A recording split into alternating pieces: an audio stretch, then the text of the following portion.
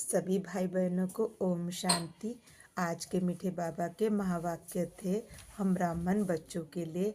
बाबा ने कहा, मैं आज चारों ओर के महान बच्चों को देख हर्षित हो रहा हूँ। और क्यों? महान कौन सा कार्य किया है मेरे बच्चों ने?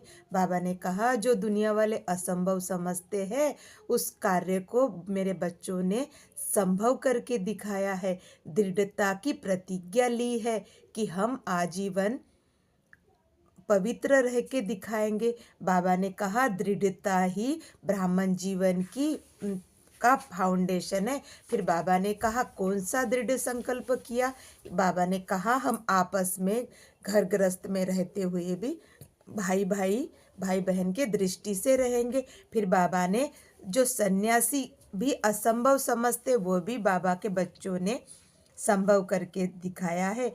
बाबा कहते हैं कि भक्ति मार्ग में भी यह व्रत लेते तो है मगर अल्पकाल के लिए, थोड़े समय के लिए। बाबा कहते हैं कि तुम पवित्रता की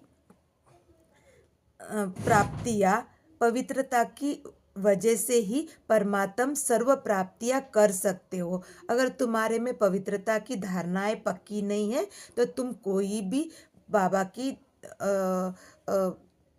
पर शक्तियों को ग्रहण नहीं कर सकते या धारण नहीं कर सकते। पवित्रता के धारणा से ही तुम्हारे अंदर यह प्यूरिटी की पावर बढ़ती है। फिर बाबा कहते हैं कि मैं इन बच्चों को देखकर बहुत हर्षित भी होता हूँ और खुश भी होता हूँ और दुआएं भी देता हूँ मेरे बच्चों को। फिर बाबा कहते हैं, विश्व उपकारी या पर उपकारी आप कैसे बनेंगे? तो बाबा ने कहा, 3 शब्द को आपको देखना है। वह है परमत, परदर्शन और परचिंतन। यह 3 शब्दों को तुम्हें नष्ट करना है। फिर बाबा ने कहा, आदि अनादि स्वरूप में तुम पवित्र ही थे। तो बाबा ने कहा, साधु सन्यासी जो है वह अपने विकारों को दबाकर घर छोड़ के चले जाते हैं। और बाबा कहते हैं कि तुम मेरी शक्तियों से और अच्छाई को धारण करके स्वतः ही अपवित्रता को नष्ट कर देते हो। फिर बाबा ने कहा, मैं ऐसे बच्चों को 3 वरदान देता हूँ। 3 वरदान मिलते हैं ऐसे बच्चों को।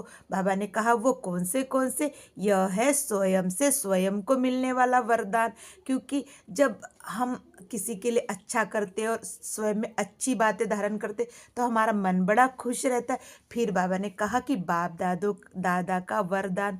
और बाबा ने कहा, जब हम अच्छाइयों को धारण करते हैं तो ब्राह्मण परिवार में जो निमित्त आत्माएं हैं, दीदियाँ है, भाइयाँ है, उनसे भी हमें वरदान प्राप्त होते। तो बाबा कहते, इतनी सारी दुआएं मिलने के बाद आपको रूहानी नशा व फलक रहती है।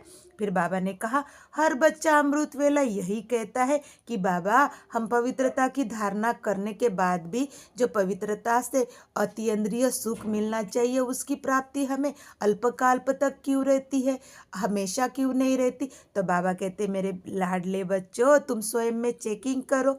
क्या तुम्हारे बोल, व्यवहार, वाणी, संबंध, संपर्क में निगेटिविटी है, अपवित्रता है? तो आप अगर अपवित्रता के स्वप्न में, बोल में, वचन में, कर्म में आते हो तो वह संपूर्ण पवित्रता तो नहीं है। अगर संपूर्ण पवित्रता नहीं है तो अखंड काल तक या अनादि काल तक या हमेशा के लिए तुम्हें फिर बाबा ने कहा कि तुम स्वयं को मास्टर सर्वशक्तिमान लिखते हैं, पर क्या सदा रहते हो या थोड़े सर्वशक्तिमान, थोड़े शक्तियाँ कम हो जाती है? उस समय यह सारी शक्तियाँ कहाँ नष्ट हो जाती है? मन, वचन, कर्म, संबंध, संपर्क में प्यूरिटी की कमी हो जाती है। समय को देख रहे हो, जीवन जितनी पवित्रता उतनी ही खुशी। स्वयं खुशी का अनुभव बाप का प्यारा और न्यारा बना देता है। तो वह बच्चा बाप के नियरेस्ट और डियरेस्ट कहलाता है। बाप को भी प्यारा और बाप के पास भी रहता है। फिर बाबा ने कहा है, पवित्रता ही ब्राह्मण जीवन का फाउंडेशन है। इसलिए तुम्हारे अंदर अतीन्द्रिय सुख ज़्यादा काल के लिए टिकता नहीं है।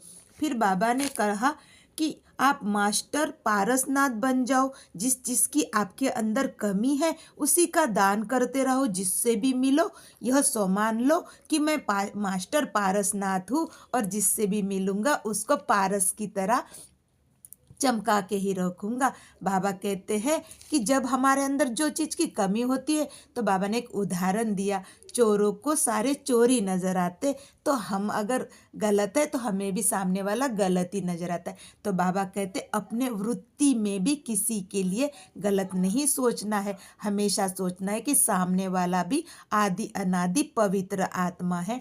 फिर बाबा ने कहा दूसरों में हमेशा अच्छा ही देखो। फिर बाबा ने अपने वृत्ति में परिवर्तन करो, वृत्ति में से भी किसी को गलत नहीं सोचते। फिर बाबा ने कहा जब अभी भी खुद को